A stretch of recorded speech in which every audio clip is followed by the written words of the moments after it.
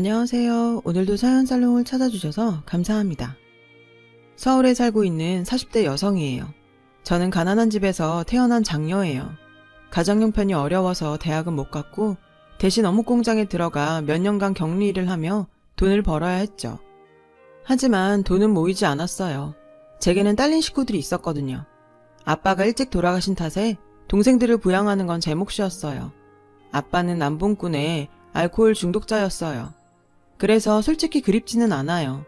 어머니는 능력이 없으셔서 제게 많이 기대셨고 둘째 동생이 사회생활을 시작하기 전까지 집안의 경제적 책임은 거의 제가 졌다고 보시면 돼요. 그래도 둘째 동생은 식구들 중에 제일 공부머리가 있어서 대학에 붙었어요. 그래서 제가 동생 학비를 4년 내내 보내주었죠. 물론 동생도 틈틈이 알바를 해서 지 생활비는 벌었고요. 저는 20대가 돼서도 우동 한 그릇을 마음대로 사 먹지 못했어요. 늘 빠듯했으니까요. 그러니 주변 친구들처럼 외모를 가꾸고 꾸미는 건 생각도 할 수 없었죠. 다행히 동생들이 일찍 철이 들어서 사회생활을 하면서부터는 제 부담이 많이 사라졌어요. 그때 제 나이가 27살이었어요. 고기도 먹어본 놈이 먹는다고 하죠. 막상 제가 번 돈을 나를 위해 쓸 수 있게 되고 나니 도통 어디에 써야 할지를 모르겠더라고요. 그러다 처음으로 파마를 하고 싶다는 생각을 하게 됐어요. 형편 탓에 매번 미용실에 가서도 커트만 했거든요. 앞머리 같은 건 그냥 집에서 대충 잘랐고요. 미용실에서 파마를 하고 거울을 보는데 제 모습이 너무 마음에 들지 뭐예요. 그날부터 제 꿈을 미용사로 하기로 했어요. 미용사가 되면 제 파마는 공짜잖아요. 그렇게 저는 평일에는 격리 일을 하고 주말에는 미용학원을 다니며 자격증을 땄어요. 솔직히 몸은 힘들었지만 마음이 그렇게 가벼웠던 적이 없어요. 자격증을 딴 뒤 저는 꽤 규모 있는 헤어샵에서 스텝으로 일하며 경력을 쌓았어요. 남편은 제 첫 커트 손님이었죠. 전 첫 손님을 맞자 너무 당황한 나머지 망치고 말았어요.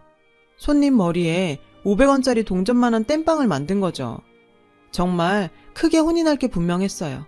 최악의 경우엔 해고였고요. 그런데 남편의 반응은 의외였어요. 괜찮아요. 어차피 머리는 또 자라니까. 대신 저랑 커피 한잔 하실래요? 저는 미안한 마음에 남편과 커피를 마시게 되었어요. 그렇게 얘기를 나누다 보니 자연스레 남편에 대해 알게 되었죠. 남편은 저보다 3살 연상으로 인테리어 시공을 하고 있었어요. 정말 재밌는 사람이었죠. 함께 있는 내내 웃음이 떠나질 않았어요. 마치 오랜 시간 알고 지낸 사람 같았어요. 제가 돈은 없어도 이 마음 하나만큼은 진또백이거든요. 먹고 살기 바빠 제대로 된 연애 한번 못해본 저로서는 남편이 첫사랑과 마찬가지였어요. 그렇게 남편과 저는 연애를 시작했고 3년간의 연애 끝에 우린 결혼을 했어요. 저는 그동안 모은 돈으로 동네에 작은 미용실을 차렸어요. 미용실 인테리어는 남편이 손수했고요. 그 덕에 돈도 많이 아낄 수 있었고 가게에 애착도 더 생겼어요.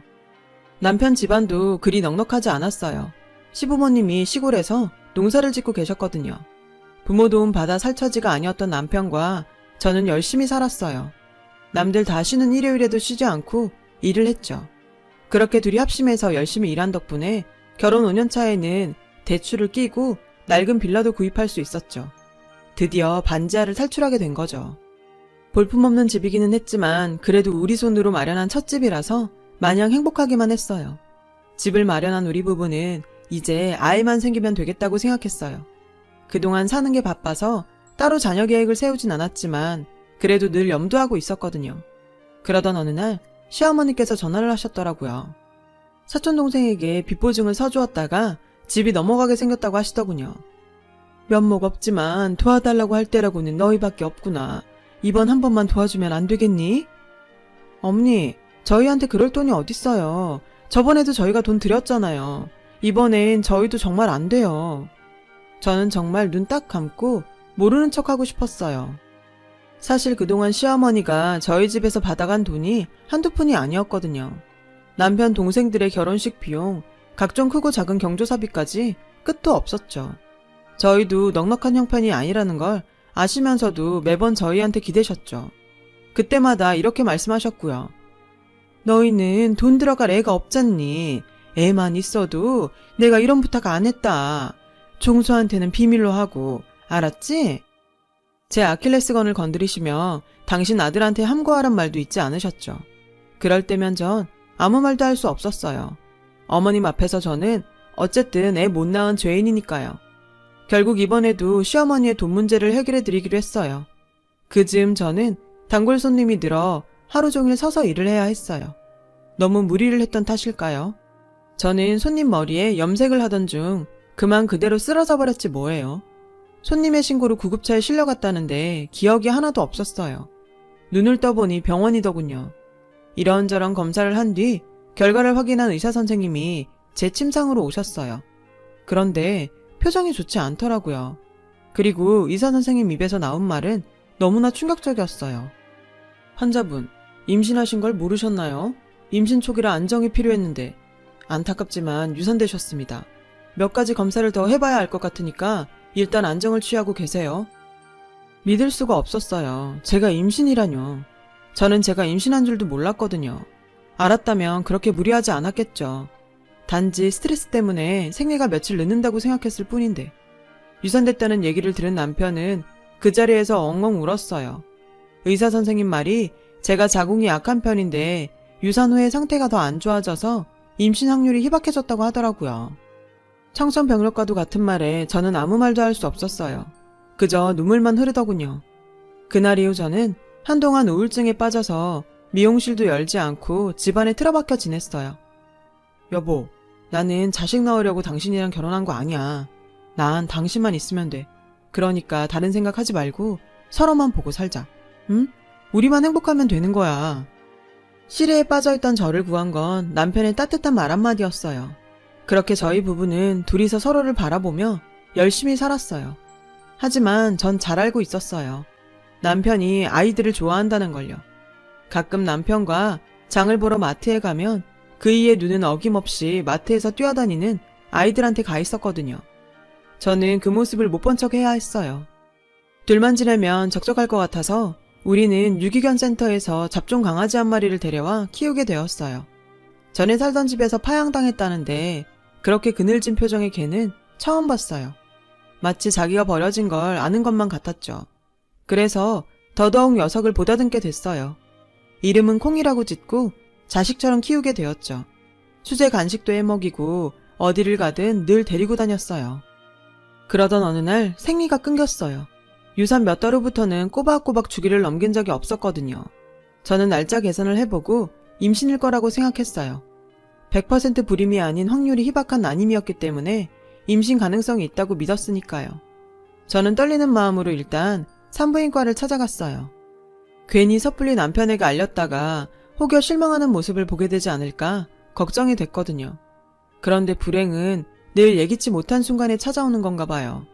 간단한 검사를 하고 로비에서 결과가 나오기를 기다리고 있었어요. 병원에는 배가 볼록 나온 임산부와 그런 아내를 따라온 남편들이 많이 보이더라고요. 나에게도 저런 날이 올까 생각하며 눈시울을 붉혔어요. 그때였죠. 간호사가 제 이름을 부르더라고요. 안내에 따라 진찰실에 들어가 보니 의사 선생님이 기다리고 계시더라고요. 환자분께 어떻게 말씀드려야 할지 보호자분은 같이 안 오셨나요? 의사 선생님은 저를 보시며 한동안 말씀을 아꼈어요. 절대 좋은 소식이 아니란 걸 직감했죠. 선생님, 괜찮으니 말씀해주세요. 제가 무슨 병이라도 걸린 건가요? 가벼운 거겠죠? 자궁경부암이었어요. 그것도 3기요. 내가 암에 걸렸다니 믿을 수가 없었어요. 병원에서 나온 저는 혼자 바다를 보러 갔어요. 오만 가지 감정이 튀어나왔죠. 세상이 원망스럽고 왜 나한테만 이런 시련을 주는 건지 화가 나고 억울한 마음뿐이었어요. 그 순간 많은 생각이 들더군요. 가족 중 한 명이 아프면 가족 모두가 환자가 된다고 하잖아요. 저야 곧 죽을 수도 있지만 남겨질 남편이 너무 걱정되었어요. 저밖에 모르는 착한 사람이니까요. 집에 돌아오자 남편은 걱정 가득한 얼굴로 어딜 갔다가 이제야 오냐고 하더군요. 그런 남편을 보니 눈물이 날 것 같았어요. 하지만 남편 앞에서 눈물을 보일 수는 없었어요. 그랬다가는 남편이 제 병에 대해 눈치채게 될 테니까요. 다른 건 몰라도 남편에게 제 병수발을 들게 하고 싶지는 않았어요. 그러기 위해서는 남편한테만큼은 철저히 비밀로 붙여야 했어요. 저는 남편 몰래 암투병을 시작했어요. 치료 후 수술을 해야 하는 상황이었는데 그때까지는 비밀로 하고 싶었어요. 치료를 위해 병원에 갈 때마다 의사와 간호사는 제게 매번 보호자 없이 혼자 왔냐고 물었어요. 그럴 때마다 저는 가족이 없다고 했고요. 그렇게 3개월 정도 지났을까요? 제가 남편과 밥을 먹다가 식탁에서 그만 코피를 흘리고 쓰러졌지 뭐예요. 저를 데리고 병원에 갔던 남편은 결국 제 병을 알게 되었어요. 남편은 정말 불같이 화를 냈어요. 남편이 그렇게 화가 난 건 처음 봤어요. 왜 지금까지 나한테 말 안 했어? 당신은 나를 뭐라고 생각하는 거야? 그동안 왜 나한테 말도 안 하고 속였던 거냐고. 당신이 이렇게 아픈데. 남편은 저를 끌어안고 울었어요. 그날 밤 저는 남편한테 모든 걸 다 사실대로 말했어요.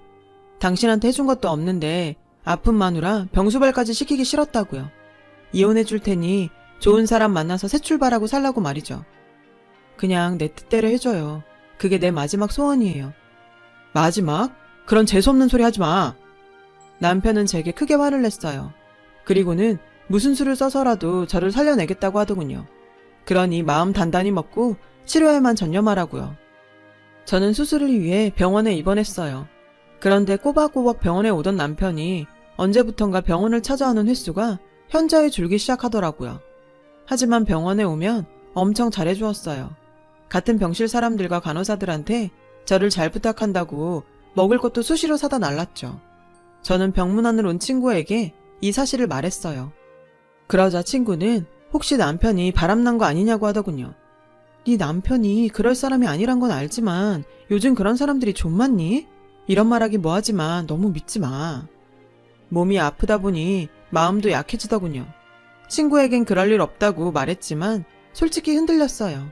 제 입으로 다른 여자 만나 행복하라고 했지만 이렇게 빠를 줄은 몰랐거든요. 하루는 남편에게 요즘 바쁘냐고 물었어요. 그랬더니 일도 많이 들어오고 등산 모임에서 운동을 한다더라고요. 자기도 몸이 건강해야 저를 간호할 게 아니냐면서요. 병문안 온 친구에게 이 얘기를 또 했더니 친구는 바람난 게 확실한 것 같다고 딱 잘라 말했어요. 바람 맞네. 생전 산도 안 타던 사람이 무슨 등산 모임? 네 남편 그렇게 안 봤는데 사람이 어떻게 이러냐? 너도 남편 너무 믿지 마. 너 죽으면 보험료 다 거기로 들어갈 텐데 억울하지도 않냐고. 친구 말을 들으니 오히려 안심이 됐어요. 정말 남편에게 다른 사람이 생긴 거라면 차라리 다행이라고 생각했거든요. 저도 사람인지라 야속한 마음이 없었다면 거짓말이겠지만요. 친구가 가고 한참 생각에 빠졌어요. 남편이 만나는 여자가 어떤 사람인지 궁금했거든요. 우습게도 그 여자는 애를 낳을 수 있는 건강한 몸을 가진 사람이면 좋겠다고 생각했어요. 병원 생활을 하니 몸도 마음도 많이 답답했어요. 하루 종일 아픈 사람들하고 지내다 보니 기분도 많이 다운되었고요. 그래서 의사 선생님께 며칠 외출 허락을 받았어요. 집에서 남편과 함께 며칠을 보냈어요. 저는 진심을 담아 남편을 설득했어요. 이제라도 좋은 사람 만나라고요. 그러다 내가 진짜 딴 여자라도 만나면 어쩌려고. 남편은 그런 소리 하지 말라며 제가 이럴 때마다 가슴이 찢어진다고 했어요. 남편의 이런 반응에 저는 더 이상 아무 말도 할 수 없었어요. 남편을 위해서라도 그게 낫겠다 생각했고요. 남편은 제가 집에 돌아오니 이제야 겨우 사람 사는 집 같다고 좋아했어요. 아침 저녁으로 암 환자에게 좋다는 음식들로 식탁을 차려주었어요. 고마우면서도 한편으론 미안했어요. 병원에 들어가기 전날이었어요. 남편이 등산 모임에 간다더군요. 저는 남편을 미행하기로 결심했어요. 남편의 외도를 응징하거나 따지려는 게 아니라 정말 그 여자가 궁금했어요. 남편과 앞으로 같이 살 여자이기에 제 눈으로 보고 확인하고 싶었어요. 집을 나서는 남편은 등산복으로 쫙 빼입고 있었어요. 배낭에 뭘 그렇게 담았는지 가방이 터질 것 같더군요. 저는 남편 뒤를 몰래 쫓았어요. 남편은 지하철을 타고 꽤 멀리 갔어요. 그러다 공기 좋고 유명한 산이 있는 역에서 내리더군요. 남편 말대로 등산 모임에 간 것 같았어요. 남편은 산 입구에서 어떤 여자와 만나 반갑게 인사를 나눴어요. 딱 봐도 아주 친한 사이 같았어요.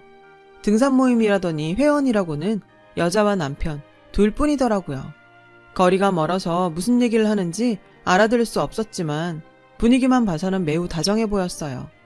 여자는 제 또래로 남편이 만나는 여자가 틀림없었어요.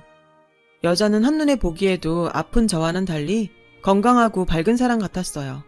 겉모습도 인상도 괜찮아 보였고요. 혹시 이상한 여자를 만나면 어쩌나 걱정했는데 다행이었어요. 저는 두 사람의 모습을 휴대폰에 찍어두었어요. 그리고 곧바로 병원으로 돌아갔어요.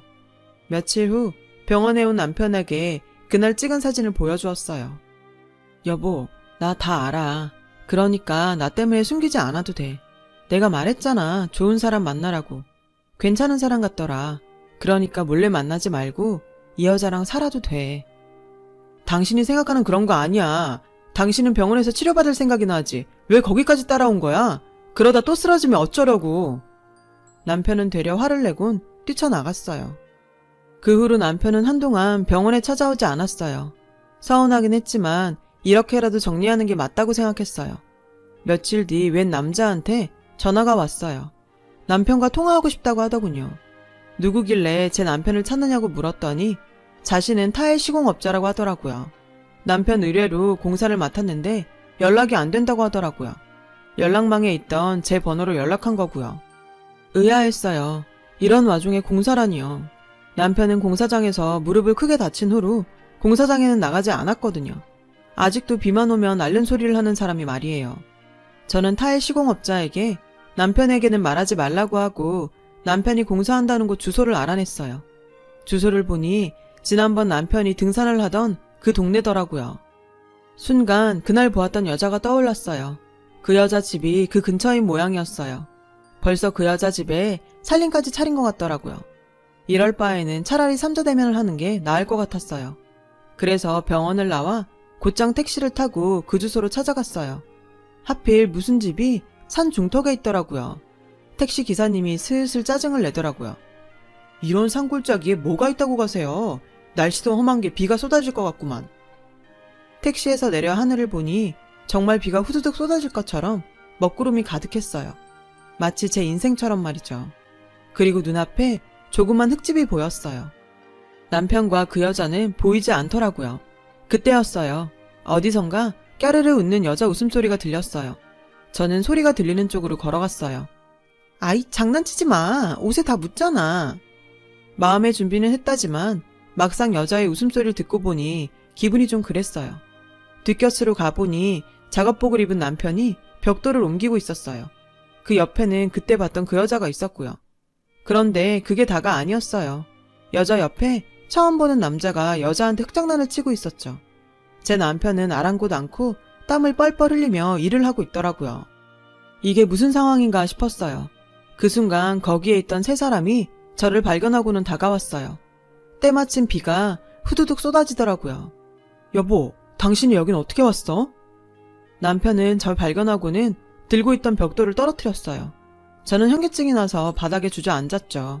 남편은 저를 부축해 흙집으로 데리고 갔어요. 여보, 진작 말했어야 했는데 미안해. 당신 생일 선물로 이 집을 지어주고 싶었어. 다 지으면 말하려고 했는데. 알고 보니 남편은 저를 위해 전국에서 암치료에 좋다는 재료를 구해다가 흙집을 짓고 있었던 거예요. 그 말을 듣고 저는 엉엉 울고 말았어요. 사모님, 울지 마세요. 몸살 나요. 이러실까봐 남편분께서 사모님께 비밀로 하신 거예요. 남편의 애인이라고 착각했던 여자가 제 손을 잡고 위로해 주었어요. 자신도 수년 전에 암으로 병원 신세를 졌고 지금은 완치됐다고 하더라고요. 옆에 있던 남자는 그녀의 남편이었고요. 이분들은 내 처지를 딱하게 여기시고 흙집 짓는 걸 도와주셨어. 여기 사모님께서 흙집에서 요양하시고 싹 나으셨대. 그러니까 당신도 이 집에서 요양도 하고 평생 나랑 같이 살아야지. 흙두성이가 된 남편은 눈물을 글썽이며 제게 말했어요. 남편의 이런 마음도 모르고 외도를 의심했던 제가 너무 한심하더라고요. 그날 저는 남편 품에서 한참을 울었어요. 여보, 내가 너무 이기적인 여자였어. 당신 말대로 앞으로 항암 치료도 열심히 받고 힘내서 꿋꿋하게 이겨낼게. 앞으로 다른 여자 만나라고만 하지 마. 내 인생의 여자는 당신뿐이니까. 때마침 창밖을 보니 우박처럼 내리던 비가 그쳐 있더라고요. 맑게 갠 하늘을 보니 마치 제가 겪었던 고된 마음들이 사라지는 것 같았어요. 왠지 모를 희망이 생기더라고요. 현재 저는 남편이 저를 위해 지어준 흙집에서 남편과 반려견 콩이와 함께 알콩달콩하게 살고 있어요. 다행히 항암 치료제가 제게 잘 맞아서 거의 완치가 되었거든요. 그래도 병원에 주기적으로 다니며 검사도 잘 받고 있어요. 암은 재발률이 높은 병이라서 한시도 방심할 수가 없거든요. 그래도 꼭 이겨낼 거예요. 저에겐 나만 바로 보는 일편단심 남편이 있으니까요. 저희 남편은 예전보다 더 심한 사랑꾼이 되었어요. 그런 남편한테 물이 들었는지 저도 이젠 감정을 숨기지 않고 표현하고 있고요. 병원에서 암 진단을 받을 때만 해도 제 인생이 이렇게 끝나는 줄 알았는데 절망 끝에 만난 남편의 사랑 덕분에 요즘은 하루하루를 기적처럼 느끼며 살아요. 그리고 그 기적은 앞으로도 계속될 거라고 믿고 있어요. 여러분의 삶이 기적이에요. 항상 희망찬 하루를 사시길 바랍니다. 지금까지 제 사연을 들어주셔서 감사드려요. 여러분, 사연 댓글에 응원과 현명한 조언 부탁드려요. 좋아요와 구독은 저에게 큰 힘이 됩니다. 오늘도 좋은 일 가득하세요.